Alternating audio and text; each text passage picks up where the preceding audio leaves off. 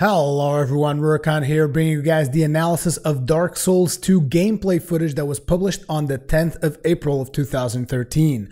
So today we're going to be talking about the gameplay footage that was posted, as well as the Q&A that was done with one of the developers of the game, actually the guy that was announced as the current game director. Now, I did not really research what the hell happened with Mr. Tomohiro Shibuya, who was supposed to be the game director, but apparently the person that was in this interview was actually called Huey Tanimura, and he is, at least they addressed him as the current game director. So I'm wondering if maybe there was a change in the game director of Dark Souls 2.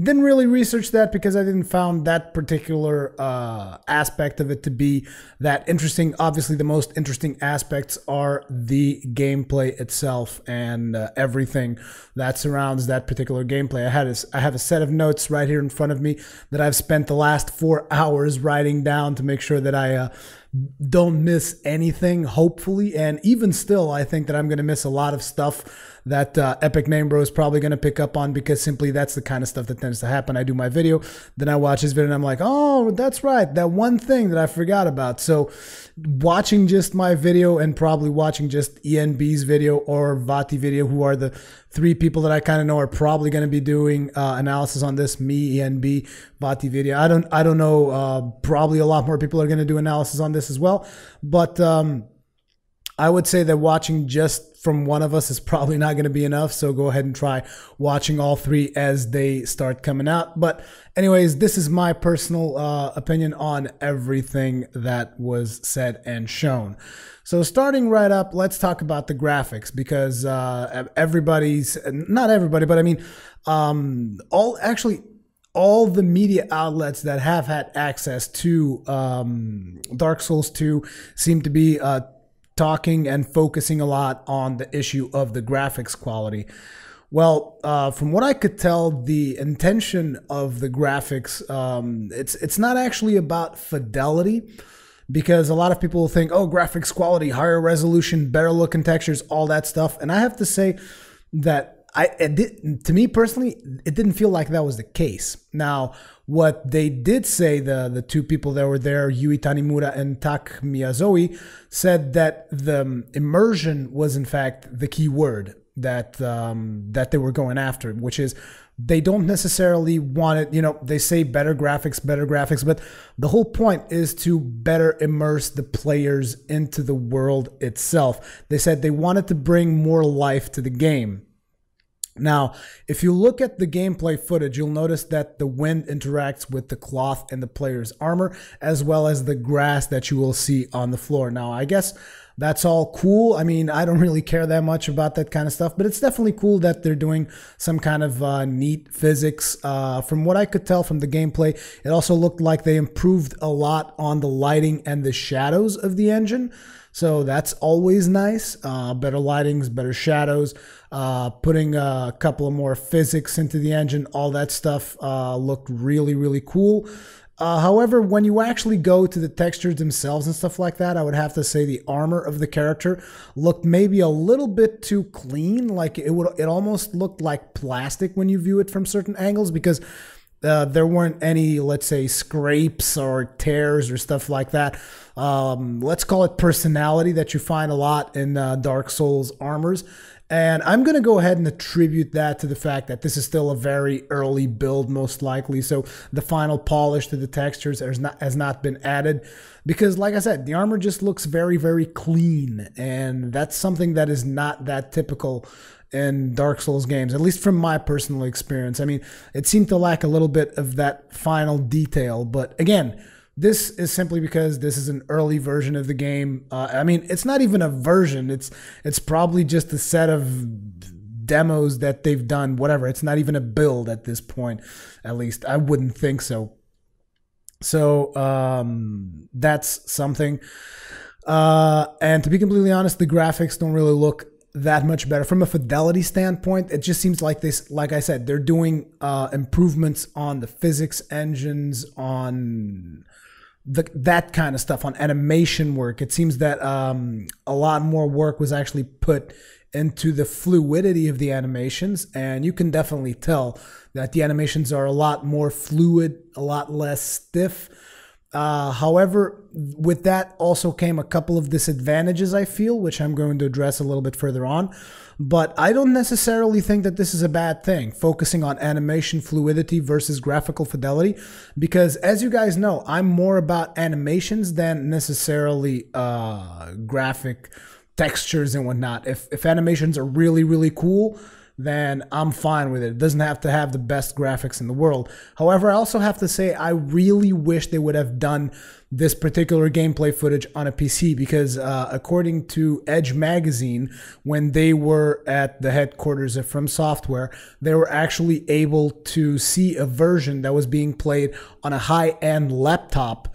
And I'm going to assume, because they said in Edge magazine, they actually said it had next generation graphics, breathtaking visuals. It looked amazing. It looked completely next gen. It looked all this. And now that I've actually seen the footage of the game and it was done on a Xbox 360, I have to say that the visuals didn't really blow me away. I definitely really liked the animation fluidity and the animation work that was put into the game, but it didn't really blow me away that much. Graphically, it wasn't this big leap forward. Not, at least not the way that Edge magazine was describing it, in my opinion, because the way they describe it is like the graphics are from another world, and I was like, not really. Not that this is a bad thing. No, I'm not saying this is a bad thing. A game like Dark Souls doesn't really need the most realistic graphics or anything of that kind.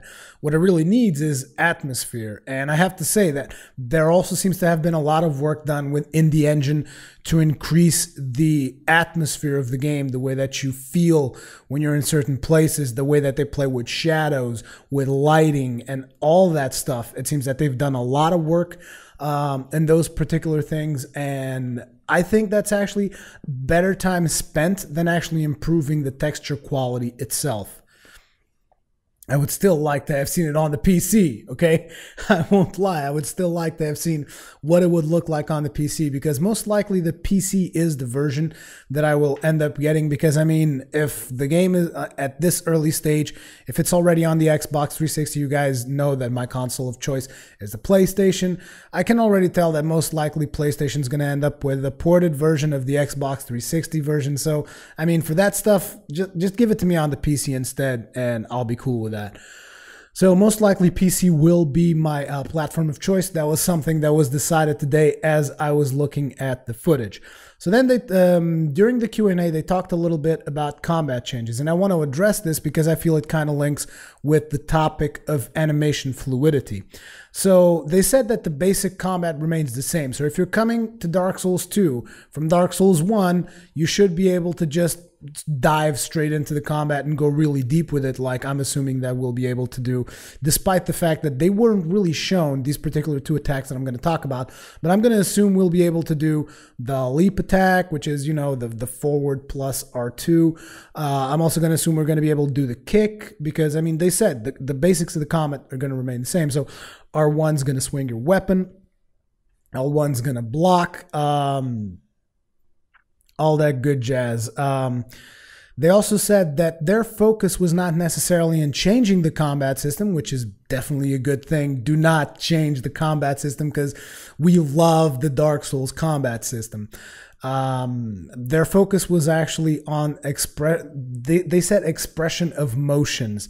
And they then later said motion capture. So they actually did motion capture for this Dark Souls, which I think it's a good thing. I mean, I like motion capture games, so it's definitely, I can see that there is definitely a little bit of an improvement on the animation as the character is moving and whatnot. However, with their transition to motion capture, I also feel that there's I feel that there's something which is their combat animations were a little bit more floaty, if you guys know what I mean. I mean, it felt like in certain locations in the gameplay and in certain sections of the gameplay, it felt like, particularly in the part where he's fighting with the great sword, it felt like the animation was a little bit floaty, because I mean, Dark Souls is a very weighty combat system. So whenever you swing a greatsword, you can feel that you're swinging a greatsword. You know what I mean? It's like when that greatsword hits the floor, you can hear the bang and you know, all that stuff. You can really feel the full weight of the greatsword just completely hitting your enemy or hitting the floor, whatever. And it didn't really feel that I don't know how to say it. Just didn't feel as right as Dark Souls, but it could definitely be due to the fact that they're making the transition to motion capture.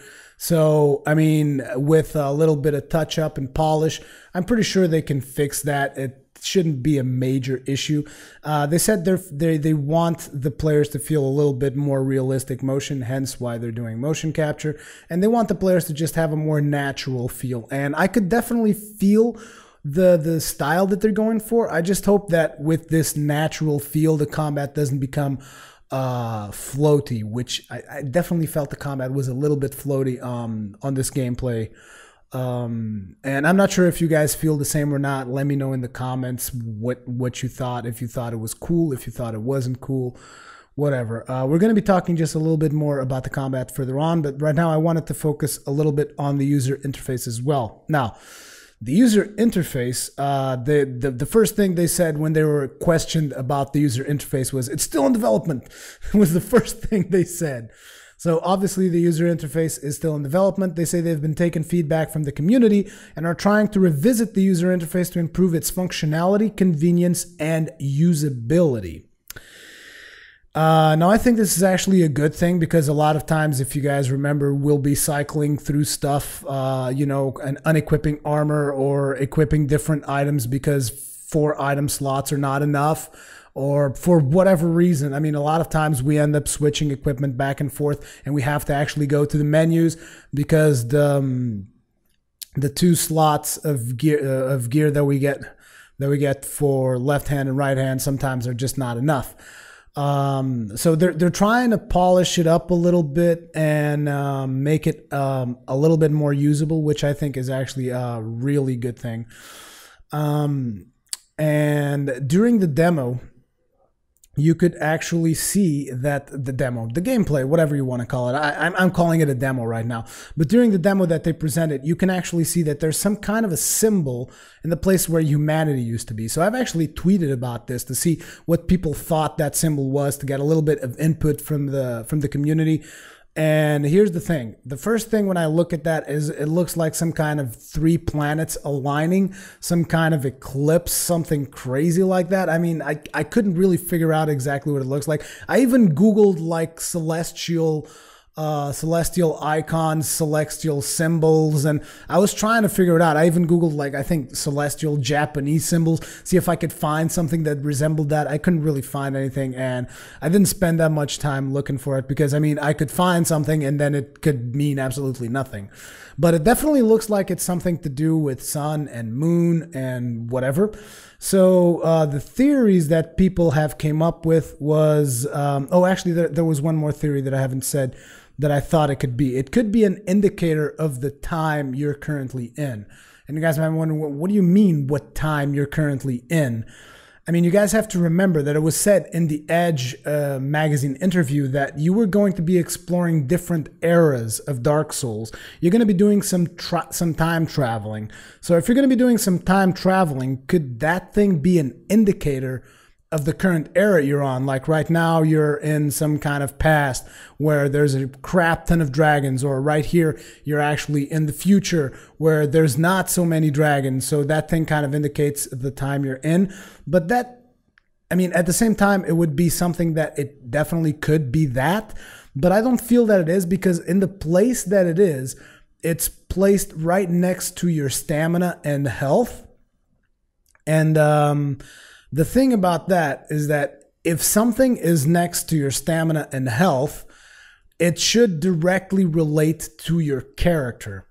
And if it's directly related to your character, it doesn't really make a lot of sense that it's the era you're in. I mean, in a way, the era you're in should dictate things about your character, but I don't think it's, I don't know, it just doesn't seem like it's some kind of a character indicator, which it seems to me that's what that thing should be. It should be something that indicates a condition that your character is in. So the theories that you guys come up with was it could be a covenant indicator. This was the most thing that people tweeted back to me was it's probably some kind of covenant indicator. Some people, actually one person I think only said it could be the tendency of the location you're in, a la Demon Souls. You guys remember the tendency events, all that stuff could be related to that. And Vatividia said maybe it's some kind of day-night cycle. And I honestly don't know, and I don't think we will be knowing. I don't think that it's a day-night cycle or a location tendency, simply because I feel that whatever it is, it has to be connected directly to your character. It can't be something indicating like an outside condition. At least I don't think it's something indicating an outside condition, because again, it's focused on a point that's fulcral to your character. It's very that particular point, the upper left corner, right next to your health and stamina. It has to be something that has to do with your character. At least that's the way I feel about it. I mean, maybe they're doing different designs on the UI. I don't know. I mean, but basically it's taken up the spot of the pool of humanity, which is something pretty important in Dark Souls. So it should be something equally important and equally related to your character. At least that's what I expect. It might be something completely different. Other than that particular symbol, the interface remains pretty much the same. Your soul indicator is in the same place that you have in Dark Souls and Demon Souls. You have the 4 slot thing where it seems like the upper one is your spells, left one is your left hand, right one is your right hand. Except instead of having only 2 slots for your left and right hand, you're going to have at least 3 slots, at least. I'm not sure if there's going to be more. During the gameplay, you will notice that they actually cycle through. And on the right hand, you will see that they use a sword or dagger, because that thing almost looks like a dagger. The small sword they use almost looks like a dagger, to be honest. But so they use that small sword. Let's just call it a short sword for now. They use a short sword, they use an axe, and the axe looked pretty damn sweet, if I can say myself. They used the short sword, they used the axe, and they used the great sword. So 3 weapons on the right side, and on the left side, they used the shield. They also had a short sword there, which they used when they were demonstrating dual wielding. And in a certain point of the gameplay, they also use a bow in the left side. So, I mean, if you count that down, you have shield, short sword, bow. So that's 3 items in each of your hands. So I hope that's something we can expect. Hopefully even 4. But the thing is, I would also like it for the items that you equip there don't take up weight. Because otherwise it's going to be a pain in the ass. It's like, oh yeah, you got these 3 items, but you're never going to use them. So, I mean, don't know. During the gameplay, no spells were used. At least I didn't notice any spells being used. Let me know if I missed something, but I doubt it. I've watched the video like 20 times at this point. I didn't notice any spells being used. So we don't know anything about spells at this point, if they're going to be carrying over or what they're doing with it. I also noticed something, which was tiny little red bars beneath the items on your left and right hand. And what that looked like to me, and what would be more logic, is that those would be durability indicators. And if that's the case, that is actually really, really good, because how many times have you guys seen me break my weapons because I'm not going to go into my inventory and check, oh, here's the durability of my weapon, I probably should repair it. No, I mean, I never see the durability of weapons. The only reason I repair them is because they break. If they would never break, I would never repair them. It's that simple. So it's definitely good that the durability indicator is there, so that you guys aren't caught off guard like I've been in several situations. It was like, crap, my weapon broke and I actually don't have a spare weapon. I'm screwed. It's happened more than once. I'll tell you just that. So that's definitely a good thing. Also, just in case a lot of people were focusing on looking at the user interface and kind of making damage calculations for the enemies that the guys were facing, I just wanted to tell you guys, don't pay that much attention to the health and stamina indicators. Don't make any damage correlations, anything like that. I mean, that character was created specifically to show off that those particular portions of the game. So it's bound that that character is either overpowered or the enemies in the areas they were showing were underpowered, just to make sure that the mechanics they wanted to show off could be easily portrayed to the public. So I don't think at this point we can make any judgments on how hard the game is. Because of that. Because, I mean, let's say you're a developer, you want to show off specific mechanics to your game. Easiest way to do it, create a God mode character. There you go. You can show whatever you want. You're not going to die. You're not going to make an ass of yourself. So the only times they died, it was completely intended for them to die. At least I would hope so. So we can't really make any correlations as to how hard exactly the game is at this point. At least I don't think so. So one of the very first things we'll notice as we're going through the gameplay is that bonfires are still there. So what does this mean? Because for those of you who follow the lore of the very first Dark Souls, it should be a really big deal that there's a bonfire there. Because if the game is a sequel, and there's a bonfire there, you guys need to understand that at that point you already know that the Dark Lord ending never took place, simply because there's a bonfire there. If the Dark Lord ending takes place, flame extinguishes, whatever. There are no more bonfires in Lordran, unless they say, oh, but this takes place immediately after and the flame is still slowly extinguishing or whatever. And maybe the indicator can be something that shows you how fast the flame is extinguishing or something like that. I don't know, but to me what it actually says is that a lot of people are going to start saying it's a prequel because there's bonfires, it's a prequel. And I would have to say most likely it's not a prequel. I mean, I think they've even already said at some point that it's actually a sequel or whatever. But you have to also keep in mind that you're going to be time traveling. There's going to be time traveling in this game. It's been said by Tomohiro Shibuya. He said that you're actually going to travel to different eras of Dark Souls. So the fact that that particular bonfire is there could mean that we're in an era in that particular time where the bonfires were still alive, or it could mean that we did something to rekindle the bonfires. I don't know. There's a lot of theories that could be made from the fact that there was a bonfire there. I'm not really going to be too specific, but we also need to bear in mind that the events could take place simultaneously. Like Dark Souls 2 could be happening at the same time as Dark Souls 1. Which again is another reason why the bonfires would be active.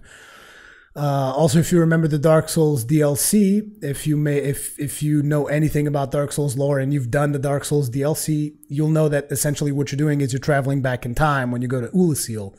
So time traveling is definitely already implemented in the series, and it's definitely going to happen in Dark Souls 2. They've mentioned that eras, the concept of eras, is a very important thing in Dark Souls 2. So now, my question is, obviously, the flow of time is distorted in Lordran. We all know that. We all know that in Lordran specifically, the flow of time is distorted. But according to the developers of Dark Souls 2 is actually not going to take place in Lordran. It's going to take place in a different part of the world. So if it's not taking place in Lordran, is the flow of time distorted everywhere else? I mean, it's definitely distorted in Ulasil. I mean, considering that a demon was able to pull me from my time zone into Ulasil, into the past. The flow of time is definitely distorted in Lordran and Ulasil. So most likely, the flow of time is just distorted all over the damn place. Now, let's talk a little bit about the healing system. So a lot of you guys noticed that there were these things that were used during the gameplay, which were called drop stones of healing, I think. Yeah, drop stones of healing. However, during the Q&A session, Tanimura-san said that Estus flasks will remain in the game. So basically what I take away from that is a lot of people immediately started saying, oh my god, you're going to have like infinite healing things and you're going to be able to heal yourself till friggin' Kingdom Come and it's not going to be a problem. For starters, take note of something. When he rested at the well, not really rested, but after he died, and dying pretty much counts as you resting at the bonfire, he did not recuperate those items. So like at some point he used the drop stone of healing, and then he died, and then when he revived, well, not really revived, but he just respawned, whatever you want to call it. When he reappeared at the bonfire, he still only had 19 drops of stone healing. So what that means is that particular item is a consumable, and it should be viewed pretty much as, what is that thing called? The divine essence, that item that I never use. So that thing is probably something kind of like a divine essence or an Elizabeth mushroom, I believe. That's also an item that you can use to heal yourself. So it's just a consumable healing item, and it shouldn't really be viewed as anything else other than that. The fact that they had 20 in the gameplay is, again, that character is specifically designed to showcase mechanics, so they just stocked them full of healing items. It doesn't necessarily mean that everybody is going to have easy access to drop stones of healing. At least I would hope not, especially if the flasks are going to be in place. You're not really going to need those. And the fact that they didn't show Estus flasks, to me, all it says is that they haven't implemented Estus flasks in the game yet. It could be the reason. Because you guys got to remember, they need to link the Estus flasks with the bonfire, and depending on the bonfire that you rest at, they might have different effects. So obviously it's easier to just program an item. It's like, look, this stone gives you whatever, how much HP. We haven't programmed Estus flasks yet. So that is probably the reason why that item is there. So that's what we know so far about the healing mechanics. There's going to be items that you're going to be able to use to heal yourself. There's also those items in Dark Souls 1. It's not necessarily something new, and Estus flasks are still going to be in the game, at least according to the information that was said during the Q&A. Now, something they shown early in the combat was the fact that dual wielding is going to be supported. Now, they only showed a little bit of it just to give you guys a little tease that you're going to be able to do dual wield, because a lot of people said, we want dual wield all the way. Me, I don't really care about dual wield. I just want to smash people with a shield. I just want a proper shield slam, and I did not see it. Where's my proper shield slam? Not there. So hopefully I will see some proper damn shield slams, because that's definitely something I want to see.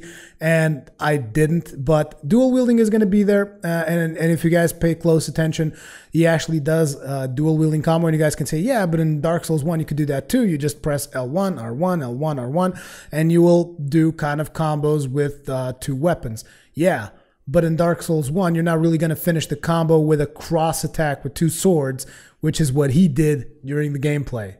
Well, he didn't really do it, because the thing is that gameplay is all pre-recorded. They were just doing commentary on it. But whatever, whoever played that particular portion of the gameplay did some kind of a combo, and he finished with a cross attack with 2 swords. So obviously dual wielding is going to be implemented. Then we had a little trap that they've shown, which I thought was kind of cool. The problem was that particular trap was a little bit too slow. They might need to do a little bit of tweaking, because if that's the end of it, if that's the way that trap is supposed to appear, I'm severely underwhelmed. But basically what they did is they take the player character through this dark section, and there's an item across some bars, and you kind of look at the item as every player, you have a tendency, oh, there's an item there, I need to go and get that. Let me just look through these bars, see how exactly I can navigate to go and get the item. And in the meantime, from the side, a little corpse starts to slowly rise and attacks you. It's kind of a little bit of a trap. It's definitely nice to see that they're doing this kind of stuff, these kind of traps, this kind of misdirection, like you're looking at something, all of a sudden, holy crap, there's actually a guy next to me trying to kill me. So that's definitely nice to see. That's because that is essential to the Dark Souls experience. I feel that kind of stuff happens a lot throughout both Demon Souls and Dark Souls. So it's definitely good to see they're keeping up with that. However, like I said, that particular trap was a little bit too slow, and that seems to be a theme in the gameplay that that was shown, is that the traps that they've shown were a little bit too slow to actually take effect, as in any decent Dark Souls player will be able to avoid those traps at this point, unless it was intended to be slow so that they could show the mechanics of that trap, and when you actually get into the game, those traps will actually be faster. That's what I'm hoping for. Now, the weapons still feel real. you still feel a little bit of the weight of the attacks. I don't even know why I noted this in the middle of here, because I've already mentioned combat. Sorry guys, it is kind of late for me, but whatever. Basically the weapons still feel real. I just wanted to mention here that you still feel a little bit of the weight of the attacks. Not a little bit, you still feel the weight of the attacks from the animations that I could see, but like I said, there's certain animations there that feel a little bit floaty. Now, then they showed off this torch mechanic. And the torch mechanic is actually something that has me a little bit indecisive yet, because I'm one of those guys that rushes through Tomb of the Giants. Like, I'll rush that bastard. I'll skip every single mob simply because, I mean, you're in the dark. The enemies are very, very tough in that particular zone. I mean, the dog skeletons, they're just ridiculous. They'll tear you down unless you really are aware of their particular moveset. And even then, you have to be very patient taking down those dog skeletons, and it takes a long time to kill them. So usually me, and I know that a lot of people that I know that play the game just rush through Tomb of the Giants as opposed to killing those guys. We just try to avoid them as much as we possibly can and rush straight through and go on and kill Nito. And the torch mechanic is kind of making me wonder if that's how I'm going to feel when I'm in those particular zones. If I'm going to feel the need to just, you know, the need for speed, basically. I'm just going to get the hell out of Dodge, not even bother with these dudes and bail out. But it's interesting. It's interesting to see because, for starters, instead of you having an item that at any time you can just whoop out and it's like, whoop, I can see now, or you can cast a spell. I mean, I'm going to assume that you can still cast spells because, I mean, casting spell in a way is something that you have to invest into in order to actually do. I mean, you have to invest some points into intelligence in order to actually get a light source spell. So that's an investment, and to the player that did not invest those points in intelligence, he's going to have to do a different investment, which is he's not going to have a shield or he's not going to have his secondary weapon. Instead, he's going to be holding up a torch. Now, something that I definitely like about the torch is that it opens up different types of scenarios that the developers can exploit to their advantage, such as, for instance, you get to a certain area. Oh, this area is way too dark. I need to go back and get a torch. And you have to go back maybe to go to visit a different location or something, because on the gameplay you could see the torch was right at the door that led to the dark area, but it doesn't mean that the torch places are always going to be there. Maybe the torch location is actually someplace else in the level, and you have to navigate the level to get the torch, and then you get to actually go down and do that. However, if you're an experienced player, you can just go down there and navigate that bitch like nobody's business. So that would be something cool. Experienced players will be able to navigate it in the dark. People who are not so experienced or don't feel that comfortable can go back and take the long way around, get a torch, and then go back there and explore the area. Or if you're a magician, just go ahead and pop a light source on yourself and keep on going. Again, kind of giving the players different paths that they can take depending on their specific play styles. So one of the things obviously I don't like about this is I do not like not having a shield. However, I have to say that the way the torch works is a lot cooler than the skull lantern, because the skull lantern you actually have to use your block so that it actually aims the light and shows, whereas the torch you just hold it in your hand. So I'm going to assume that you can even parry while you're using the torch, which would be cool because then you could just beat the crap out of the two monsters that showed while he was down there. Let me just have a look at my notes here. Oh yeah, switching weapons throws the torch away. At least during that particular gameplay, it threw the torch away when the guy was switching weapons. As a matter of fact, I was even confused a little bit because he was getting ganged up on by the two turtle monsters. And all of a sudden it got darker and I was thinking, what? Really? They went like friggin' Call of Duty style, and when you're about to die, stuff starts getting darker. But then they did the commentary where they said, as you see, we were trying to switch items, but we got ganged up and died. And I was like, oh, so he switched items and he lost the torch. So basically, if you're forced into basically switching to your shield, you might have to go back and get the torch afterwards again so that you can continue to navigate the dark area.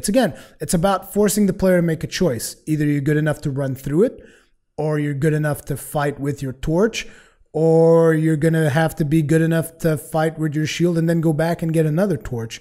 So it's again, it's about choice, and a lot in the world of Dark Souls is about choice, and I like that. I like the fact that a lot of the stuff is choice based. So now let's talk about the enemies that he fought in the dark. He fought those 2 turtle enemies. Now the turtle enemies were actually pretty cool in my opinion, although I would have liked to see his weapon bounce off the back of the turtle enemy. You guys might be wondering, what the hell are you talking about? Bounce off the back.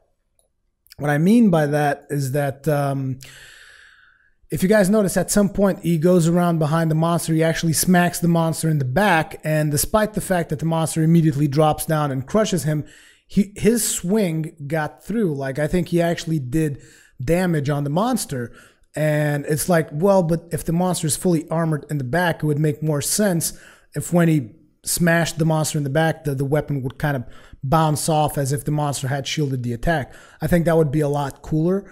I'm not sure if that's going to be a thing that's going to happen in the development cycle or whatever, but at the time he was able to cut through it with the axe, or maybe certain weapons are able to cut through it, because let's face it, that axe was slower than the sword, so therefore it could maybe pack a little bit more punch than that puny sword he had. I don't know the specifics of it. I would have liked to see the axe bounce off the armor, is all I'm saying. But it was definitely cool about the drop back mechanic, that it's like you're going to the enemy, you're circling the enemies around from behind, which is something that Dark Souls players will do a lot. Me personally, I do it all the time. I'll circle around from behind, because that's usually the monster's most vulnerable spot. I mean, you even see them trying to counter that in Manus, because if you circle around behind Manus, he actually has that special attack where he wiggles his hand from behind and punches you in the face. So I'm assuming they're trying to counter that, to prevent players always going for the back of monsters and just beating the crap out of monsters, because you can circle faster than them. So that's definitely a good thing. I like the fact that he smashed the player, and I also really like the damage that it did, because it felt like, oh, I'm sorry, you made a bad choice. You got really punished. Again, we can't really make a lot of assumptions from the damage, but it was good, because he actually took quite a bit of a chunk of health of that player, I felt. So that was pretty cool. I really enjoyed the turtle enemies. So after that, they showed probably what was the coolest thing in the whole demo. They showed that dwarf enemy that we've seen in the art of the, I mean, on the Edge magazine interview, there was like this art part where they had that dwarf with the axe, and that dwarf is badass. You do not, I repeat, you do not mess with that particular dwarf. So basically, the dwarf that I'm talking about is the one that throws the axe. I mean, it's the only dwarf that shows up in the gameplay sections, and it's an axe throwing dwarf. That should be enough. That right there should be enough, because you guys know how I feel about dwarves. I love dwarves. Dwarves are awesome. So he's an axe throwing dwarf, and they show the mechanic that you can actually deflect thrown items. Now in Dark Souls 1, you could already parry pretty much anything, any projectile that anyone threw at you, you can parry it. If you don't believe me, go watch Vegeta's video on Expert's Guide of Parry, whatever, Vegeta's Parry Guide, and you'll see him parry the arrows from the Anorlando archers, for instance, which is probably something that a lot of people consider to be one of the biggest, one of the, you know, hardest, not really hard hitting, but one of the projectiles in the game that has the most impact. Let's put it like that. So you can parry that, and you can parry even spells. You can parry just about any projectile attack in Dark Souls 1. So in there, he was able to deflect it, but also noticed that there was some physics associated with it. Like in Dark Souls 1, if you deflect a projectile, it disappears from the world. And there, he deflected it. Actually, if you parry a projectile, that's the more correct way to say it. If you parry it in Dark Souls 1, the object will disappear. But in Dark Souls 2, if you deflect, when he deflected that axe, it actually bounced off and landed a little bit beside him. So there was some physics involved there. I wonder if you can actually, you know, properly aim the thing. You can just throw the axe right back at him. That would be kind of cool. But it was definitely something that I really enjoyed watching. It was cool to see a new mechanic. It wasn't really parry, which makes me like think, but can you block it? Can you do other things? They really didn't show, but it definitely raised those questions. Also, you should notice that he switched to the greatsword before he tried deflecting the axe, because those were some pretty big axes, and I'm wondering if there's like some factor involved there. Maybe because of the size of the axe, he could not deflect it with the default sword. Maybe that could be a thing. Not exactly sure, but it was definitely interesting to see. It was definitely a cool mechanic. And then at the end, he pretty much one-shotted the guy with an axe directly to the head, which looked completely unrealistic due to the sheer size of the axe. But it was still a really cool animation, like axe to the face, and you're dead. So that was a really cool section. It was most likely my favorite section in the whole gameplay, because I saw the dwarf. Unfortunately, it's not going to be a playable character, as I already suspected. I mean, when I saw the art form on it, I already thought, yeah, that's just going to be a monster. It's not really going to be a playable character, which is a shame, because I mean, I hope they have beards at least. But yeah. Now, the next section they showed was what they called the Mansion of the Dragons. Now, this section was a little bit weird. So they said that this was an area where experiments have been done on dragons in the past. However, like we've said previously, the flow of time is distorted all over the damn place. So who knows exactly when the past is? I mean, for all we know, by the time you get there, they're doing the dragon experiments, because the flow of time is distorted.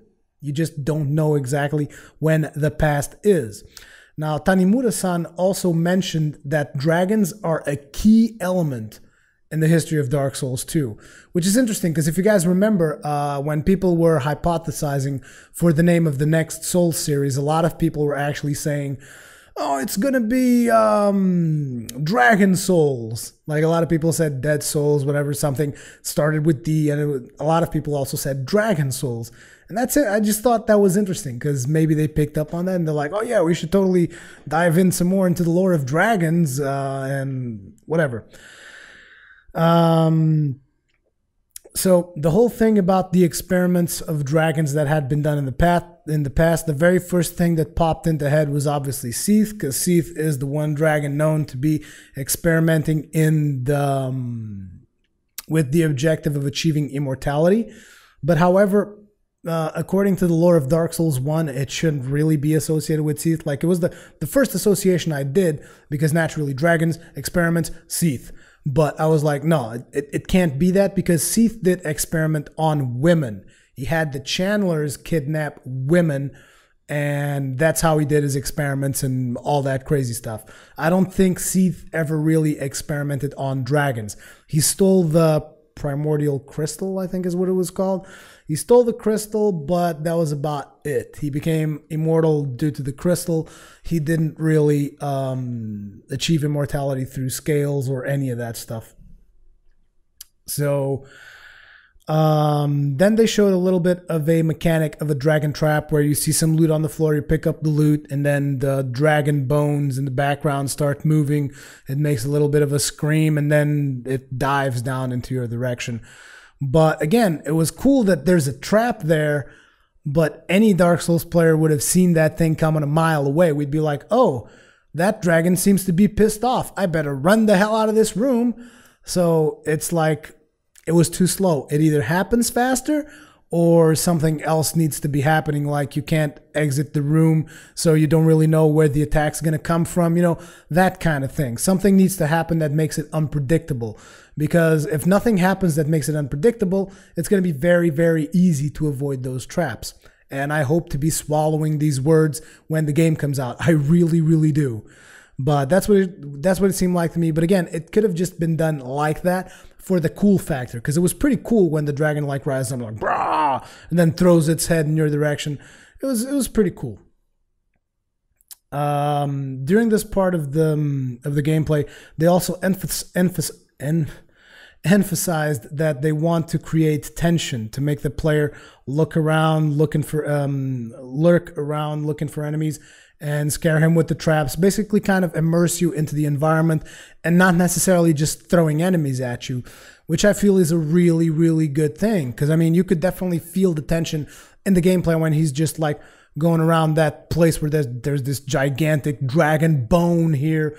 Not bone, there's this gigantic dragon skeleton here, and what the hell is waiting for me at every corner, you know, giving you that feel of tension, you know, instead of just throwing enemies at you, make you think, where are the enemies? Why is there nothing here? You know, that particular kind of tension is actually better than throwing more and hordes of enemies at you. So that is definitely something that I was very, very optimistic about, because I mean, usually when you're talking simplifying this type of game, you're talking like, let's just throw 100 enemies at the player and he's going to mash square and he's going to kill them all. So it definitely seems that at least in that direction, we're pretty safe. We're not going in that direction. So I was very happy about that, and I really liked when they said that they want to create tension in the player. They want to make the player explore but not necessarily feel safe, which I feel is really cool. I mean, thing is, your first playthrough, just like in Dark Souls, just like in Demon Souls, your first playthrough is going to be most likely your best experience with the whole game, because you're going to feel the whole brunt of the emotions. The next playthroughs, you're going to know about a lot of traps, so you're going to be exploring more. You might be finding out a couple of more traps that you didn't know about. But I mean, by the time you reach your fourth or fifth playthrough, you're going to know pretty much all there is to know about the game, and that sense of tension is probably not really going to be there anymore. Apart from the fact that if you're doing it, let's say in Dark Souls 1, if you're doing it while you're alive or in human form, whatever the hell you want to call it, there's always the tension that you can be invaded by another player and killed horribly. Which is the reason why I always play online. Let me just drink a sip of tea because my throat is going. Some pretty bad tea, as I've told you guys in the past. The exact words that they used after saying that they wanted to immerse you more in the environment were emotional nervousness and pressure, which I'm like, I'm all in for that. That's something that needs to be in the Dark Souls game, most definitely, because if the game feels too easy, there's not going to be any emotional nervousness or any pressure at all. And the game needs to build that stuff into the players. They need to feel that stuff so that when they overcome a challenge and reach a major checkpoint, they can actually feel that sense of achievement and empowerment that only the Souls games can provide you. So then they talked a little bit about the key mouth mechanic. The key mouth mechanic I thought was actually really cool, and I'm going to tell you exactly why. So first, the key mouth mechanic is something that they will use to change your environment, or you know, something will happen in different situations. Different things will happen. You can put a magic stone into the mouth of that thing that you guys saw. It looks almost like a smiley face with a big mouth. You can just shove a stone in there and something will happen. And the reason why I think this is really good is because apparently what they said is that those magic stones are universal. So if they're universal, let's say, for instance, I'm going to use a Dark Souls 1 example. Let's say there's a keystone in Darkroot Forest. Actually, we can, yeah, let's just keep this example going. Let's say there's a keystone in Darkroot Forest that allows you to use the magic stone there, and when you do that, you'll be able to summon Witch Beatrice to help you with the Moonlight Butterfly. However, there's also another keystone at the Gargoyles, and you can also use the magic stone there, and that will allow you to summon Sunbro. Now, I'm just using summoning as an example because it's something that's familiar. The thing that was used in this particular gameplay was simply lighting. They lighted up the level for you. You used the stone and light was shown so that you could see the level. It could be anything. It could be from killing monsters to opening doors to, I mean, it can be anything, okay? The key mouths can, and I'm calling it key mouth because it's what they called it. They're probably going to change that name to something more appropriate, but it could be anything in the game. But like I said, I'm using the Dark Souls example of summoning. So you have this keystone, you have this key mouth in Darkroot that allows you to summon Beatrice. You have another one in the Undead Parish Church that allows you to summon Solaire. but they will only give you one magic stone. So you'll have to choose. I'm either going to use the magic stone to summon Beatrice for the Moonlight Butterfly, or I'm going to use it to summon Solaire in the Gargoyles fight. You know what I'm saying? You're going to be forced to make a choice. And I think this is really, really cool because this will also potentially allow experienced players to unlock specific shortcuts, like by doing advanced things. Let's say at the start of the game, they give you this magic stone and you're going to be able to use it to gain some specific advantage over a boss. Now, an experienced player that already knows how to defeat that boss will take that magic stone. It will not use it on that boss. And instead of having to hunt down a magic stone like across the map or whatever in a future section, he's going to be using that stone to get through faster, to get through a future section a little bit faster, which I think is cool because it develops that. It's the same thing as in Dark Souls, that shortcut mentality, that I can use this item here to save me from this, or this item here to save me from that. It's that mentality of having to make a choice. And I think that's just essential to the Dark Souls experience. You have to be forced into making choices. And I think this is actually something that's going to be really, really cool. But again, I won't know until I actually see it implemented. So something that I've noticed while they were then showing more stuff throughout the Mansion of Dragons is there were human-sized torture tables. At least they looked like torture tables. They had like spikes. They had a place to hold your hands and your head. I think those things were called racks. Not 100% sure. But it had a place to basically hold a human like this, like in the old days where they would have their hands tied in their head and whatever. And then people would throw rotten fruit and stuff like that. They had something that looked like it was made for humans on that thing. And it's like, but isn't it supposed to be experiments on dragons? Are they also doing experiments on humans? What the hell's going on there? Then you'll also notice that there's a lot of human picture paintings throughout this dragon mansion. Some of them seem to be wearing similar masks to the guys in the very first trailer that we've seen. If you guys pay close attention to the gameplay footage, you'll be able to notice that some of the paintings seem like they're actually wearing one of those masks from the original trailer. So is this maybe a Covenant thing? And the guys on that particular mansion are like a Covenant that did experiments on dragons? And then they show you this Cyclops monster that's locked behind the door. So there's a mechanic of where they shoot him in the face and he breaks down the wall. So the very first complaint I have, took him way too long to break down the wall. In a way, makes it more realistic, definitely. But I mean, again, Dark Souls players will just start instantly moving aside. It's like, oh, here he comes. I'm getting the crap out of here.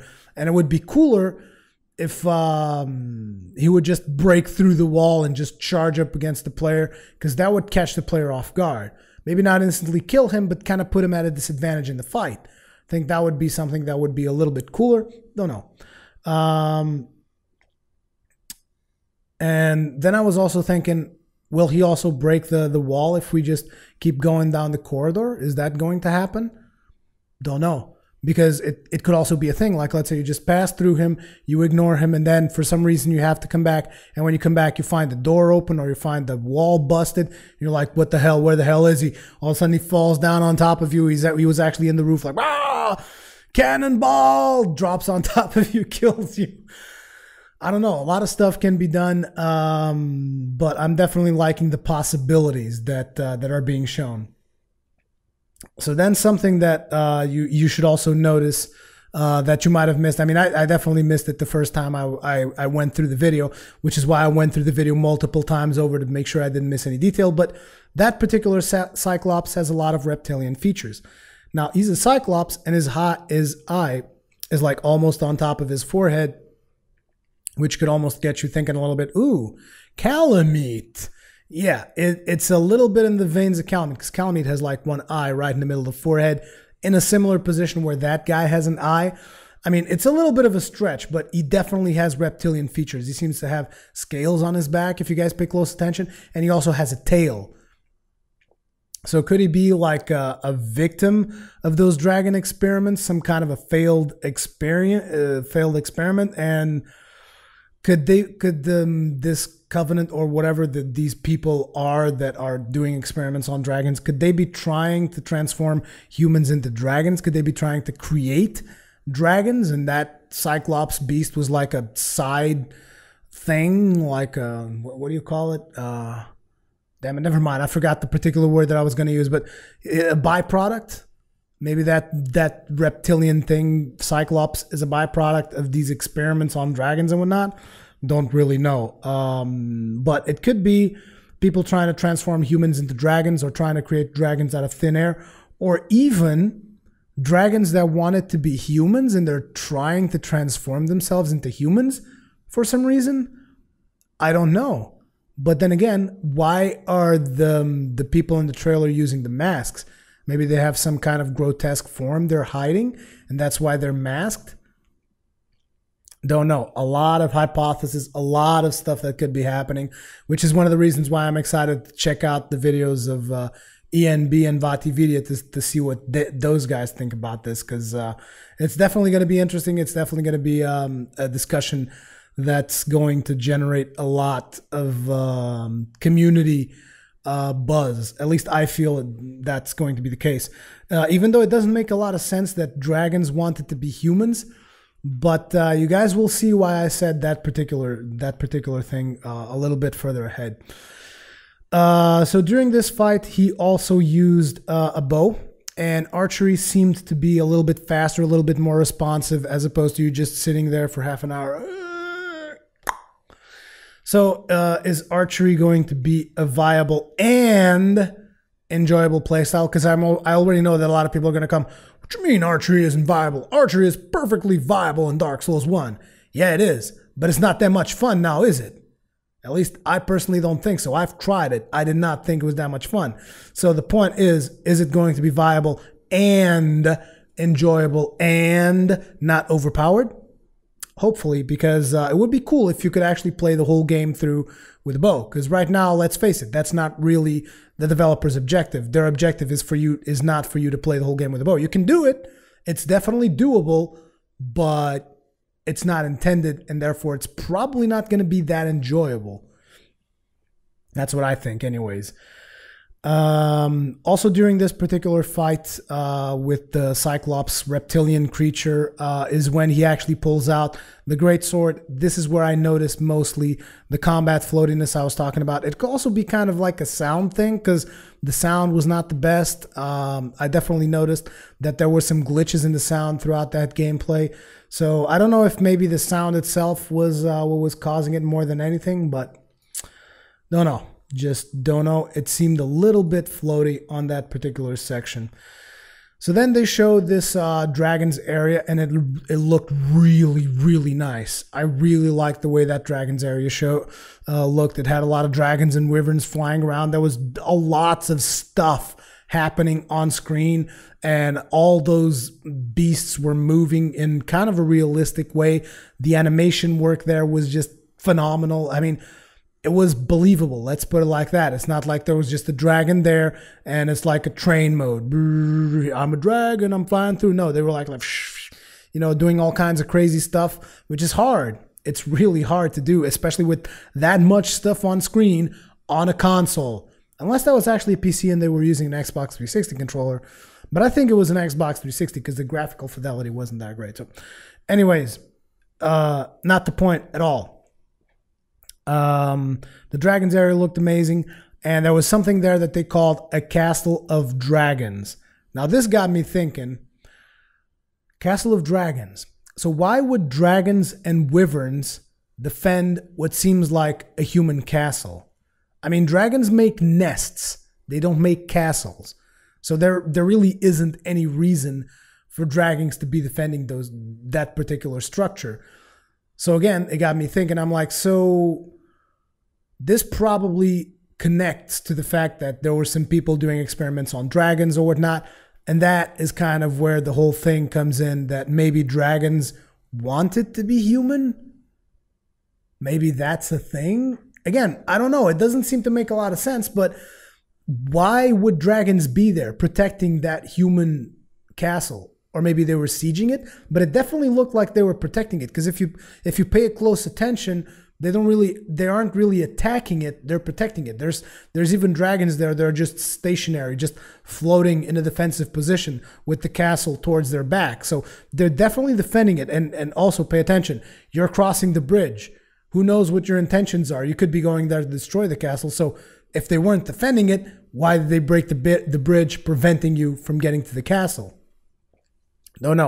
A lot of questions that I have no answers to. I definitely like the fact that as you're crossing through the bridge, the wyvern came through and killed you, kind of giving you that whole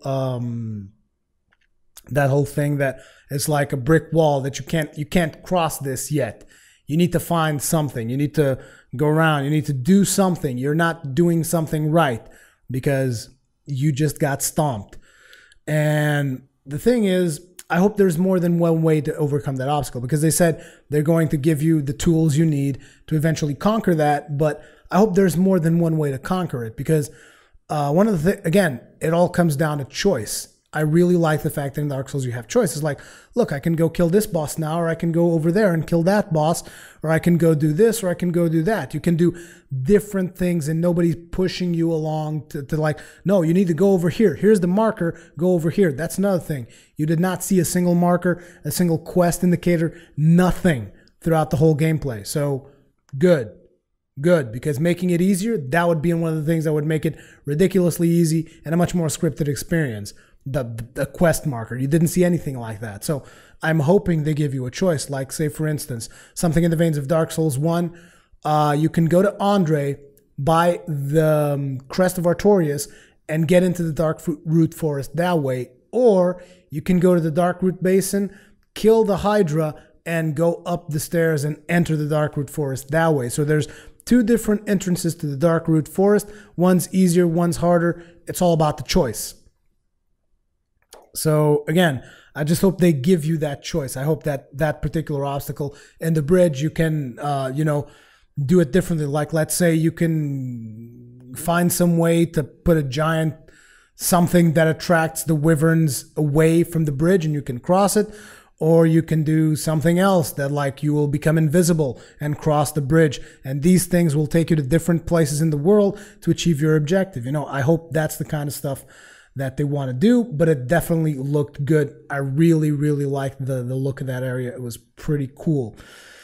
Then they also showed something they referred to as the torture chamber with the silver chariot rider. So this was actually revealed in the Edge interview, that particular chariot rider was going to be a figure that would hunt you down should you commit what they called evil deeds. Now, they were also asking, there's going to be a morality system in Dark Souls 2? And I was like, there's already a morality system in Dark Souls 1. In case you don't know, it's just nobody really cares about it. The morality system I'm talking about is obviously Oswald of Karim and the Dark Moon Blades. So if you do something wrong, like kill a specific NPC that you shouldn't have killed, you can go to Oswald of Karim to get pardoned, or you're going to become a guilty person and Dark Moon Blades are going to be able to invade you. So when I thought about the Chariot Rider, I always thought he's going to be a mechanic very similar to the Dark Moon Blades. However, if you look at this torture chamber level that they're talking about, it seems that the Chariot Rider isn't really going to hunt you down. Instead, he's just going to appear on certain levels, because the whole level seems to be designed to accommodate a chariot riding through. So don't know exactly what they're going to be doing with that. It was definitely cool. It looked really cool. You just getting run down by a chariot. It was definitely a cool looking mechanic, but it was a little bit underwhelming for me, simply because I was expecting that rider to appear throughout, more. And who knows, he might still appear and hunt you down because you're guilty or whatever. And on that particular level, he just appears on the chariot. I don't know. I hope they still implement something like that, though, because that kind of stuff is cool. And I'm going to take another sip of tea, which I hate, by the way. A lot of people ask me why I drink tea. Health reasons. Anyways, let's keep this going. Like I said, it was gonna be a pretty long video, and I think we've reached the 1 hour mark at this point. But yeah, the torture chamber was cool. But hopefully I want to see that silver Chariot Rider appear in more locations and kind of haunt you if you did something wrong, if you killed an NPC or whatever. I want to see him haunt you and hunt you down. That's what I want to see. Then Tanimura-san expressed that they wanted to bring variety to the death of the player. Now, this is a good thing because it means they're not going to be scared about killing players. Now, I was, however, concerned that if they're making a point of emphasizing during an interview that you're going to be killing players in many, many different ways, I mean, we already knew this. This is something that is not new. I mean, you guys did an expansion to your previous video game. The expansion was called Prepare to Die. And then during this interview, they clearly have the intention of killing the player several times, and the diversity serves as a way for you to feel empowered when you overcome the obstacles. This is the way they put it. Now, my concern is it's okay to kill the player when he doesn't know what's going on. Like when you're new and you need to learn a specific mechanic, killing you is fine because it's like you already know, okay, I can't do this because this will get me killed. So I need to try something else. So this is a good thing, okay? The problem is with all this killing that they're doing, what about veteran players? Like, are you going to kill veteran players that know what they're doing? I don't think so, but it rose that concern because when the way they were saying, they're like, we've added all these variety, all these ways you can die. You can die on the bridge because a wyvern breaks your bridge. You can die because some friggin' boars shove you off a cliff. You can die from getting run over by the silver Chariot Rider. And all I'm thinking is that, so are you guys going to pull more Seaths, which is you basically have to go to Seath and die? That's an unavoidable death that you have in Dark Souls 1, unless you want to do what I consider to be on the verge of glitching, which is doing the elevator shortcut, which is clearly not intended. I mean, let's face it, it's not a full-on glitch, but it's not intended by the developers. At least I would have to say it doesn't seem like it's intended by the developers for you to do that thing.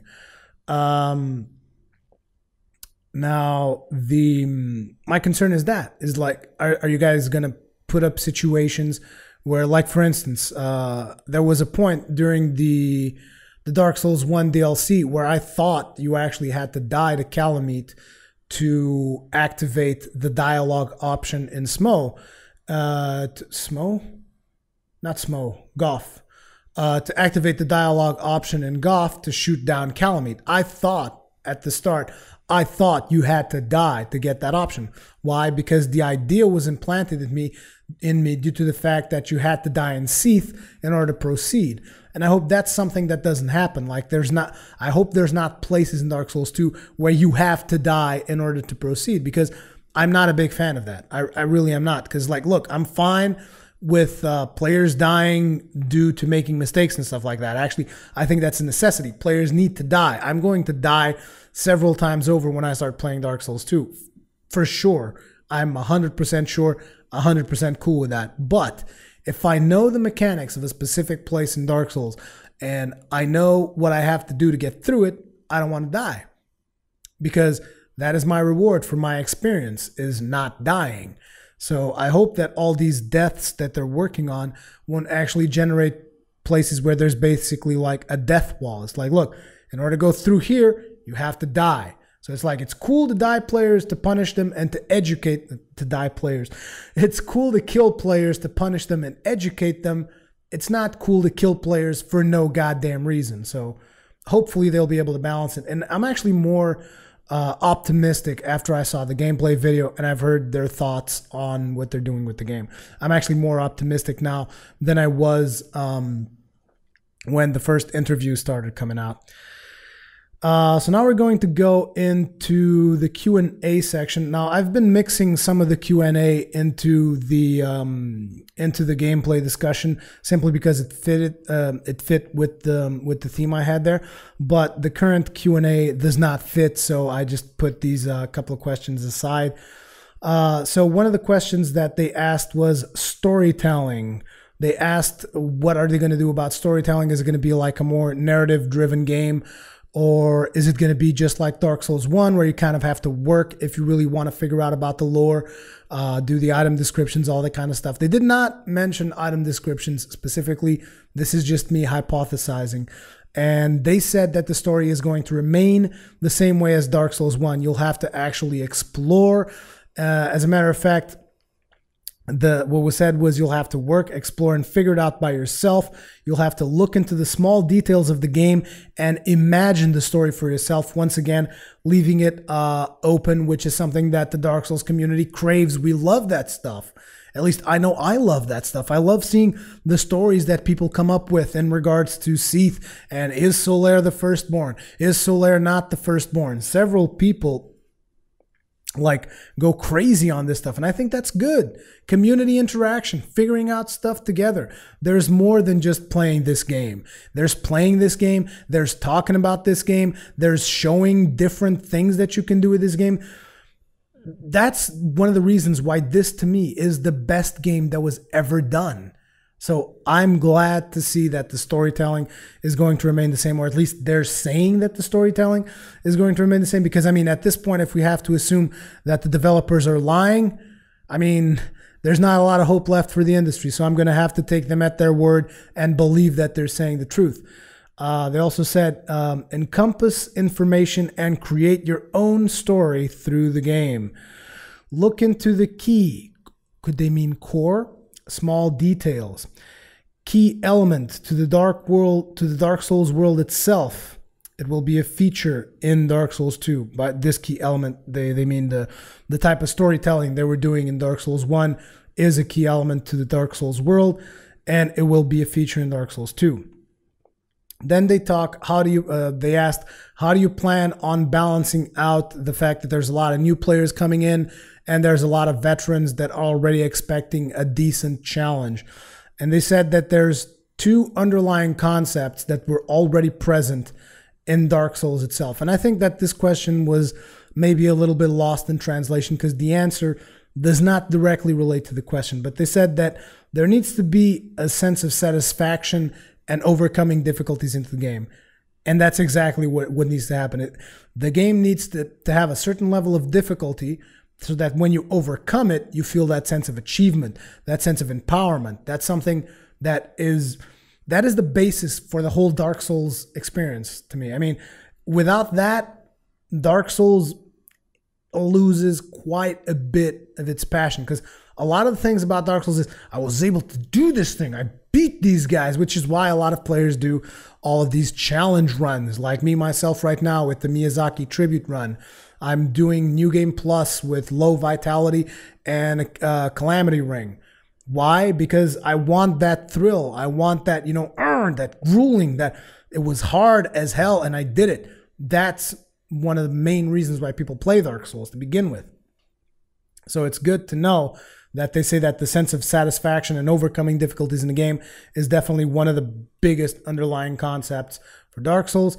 And then they mentioned something which kind of disappointed me a little bit, which is the loose connection you have with other players in the world carries over. And why does that disappoint me? I mean, I definitely like what they've done with the multiplayer system. The problem is, once again, the implementation. Does this mean that, like, if I want to do a collab playthrough with Pally Time, that I'm again not going to be able to do it?